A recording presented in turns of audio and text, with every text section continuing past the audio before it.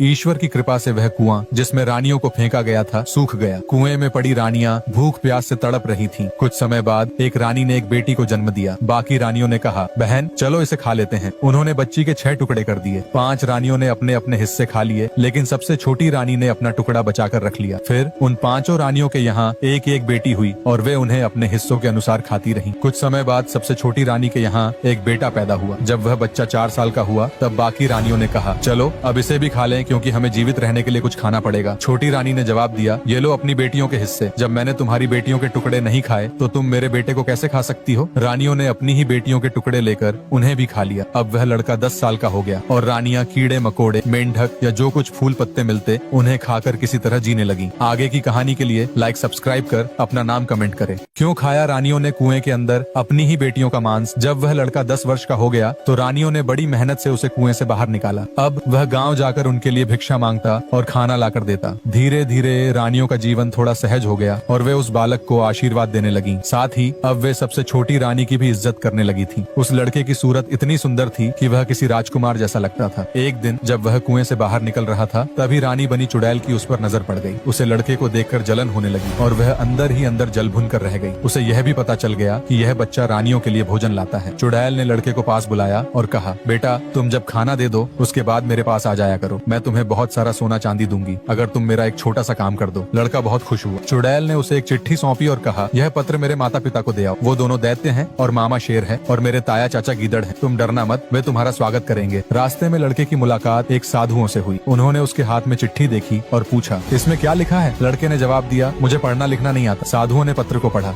क्यों कुएं के अंदर रानियों ने खाया अपनी ही बच्चियों का मांस। जब साधु ने उस पत्र को पढ़ा तो उन्हें उसमें लिखा मिला, शेरों और चीतों तुम्हारा भांजा आ रहा है, इसे खा जाना। यह पढ़कर साधु समझ गए कि यह कोई धोखे की साजिश है। उन्होंने वह पत्र फाड़ दिया और उसकी जगह एक नया पत्र लिख दिया जिसमें लिखा था, शेरों और चीतों तुम्हारा भांजा आ रहा है, उसका अच्छे से सत्कार करना। जब वह पत्र शेरों की भूमि तक पहुंचा और लड़का उनके सामने आया तो उसने पत्र उन्हें सौंप दिया। शेरों ने पत्र पढ़ा और खुश हो गए। वे उसे लेकर अपने राजा के पास पहुंचे। राजा शेर ने प्रसन्न होकर उस लड़के को अपनी पीठ पर बिठाकर इधर उधर घुमाया। शेरों के राजा ने कहा, मेरी पीठ से एक बाल तोड़ लो। जब भी किसी संकट में फंसो तो इसे हिलाना, हम तुरंत तुम्हारे पास पहुंच जाएंगे। इसके बाद उन्होंने कहा, अब आगे जाओ, जिससे मिलना है उनसे मिलो। लड़का अब दैत्यों की भूमि में जा पहुंचा। जैसे ही वहां पहुंचा दैत्य उसे देखकर उसे खाने को दौड़े, लेकिन लड़के ने फौरन उन्हें पत्र पकड़ा दिया। पत्र पढ़ते ही वे खुश हो गए और उसे उठाकर अपने राजा के पास ले गए। जब दैत्यराज को यह सब पता चला तो वह भी बहुत प्रसन्न हुआ। आगे की कहानी के लिए लाइक सब्सक्राइब कर अपना नाम कमेंट करें।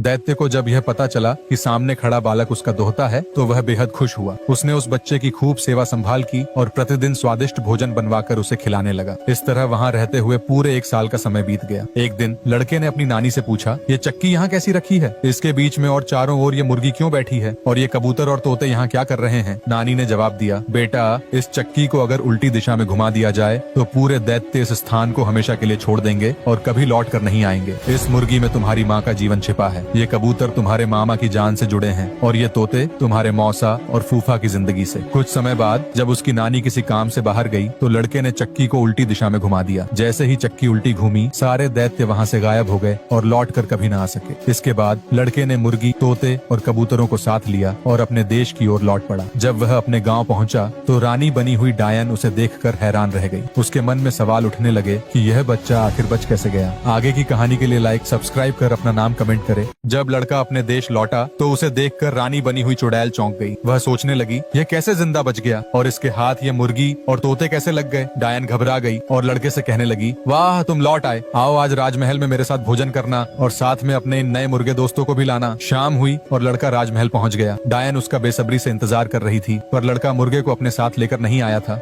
डायन यह देख क्रोधित हो चुकी थी और बार बार उससे मुर्गे के बारे में ही जिक्र कर रही थी। लड़का यह समझ चुका था कि डायन की जान उन मुर्गे में ही बसती है। उसने डायन से कहा, मैं कल उन मुर्गों को लेकर आऊंगा, पर तुम्हें उन मुर्गों में ऐसा क्या दिख गया जो तुम्हें वह चाहिए? मुझे तो वह साधारण ही लग रहे थे। डायन ने झिझकते हुए कहा, अरे ऐसा कुछ नहीं है, मुझे बचपन से ही मुर्गों के साथ खेलना पसंद है, इसलिए मैं तुम्हें उन्हें मुझे देने के लिए कह रही थी। बालक ने कहा, ठीक है, मैं कल तुम्हें वह दे